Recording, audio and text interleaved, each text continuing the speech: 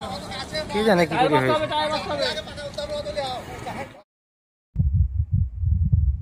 Breaking news. সাগরদিঘিতে চলন্ত সরকারি বাসে ভয়াবহ অগ্নিকাণ্ড। অল্পের জন্য প্রাণে বাঁচলেন যাত্রীরা। আজ সোমবার সকালে সাগরদিঘির মোরগ্রাম সংলগ্ন দোহাল মোড়ে ঘটে এই আতঙ্কজনক ঘটনা। বহরমপুর থেকে ফারাক্কা যাচ্ছিল একটি স্টেট বাস। হঠাৎ করেই ইঞ্জিন থেকে ধোঁয়া বেরোতে শুরু করে এবং মুহূর্তের মধ্যে আগুনের শিখা গ্রাস করে পুরো বাস। যাত্রীদের মধ্যে তীব্র আতঙ্ক ছড়িয়ে পড়ে।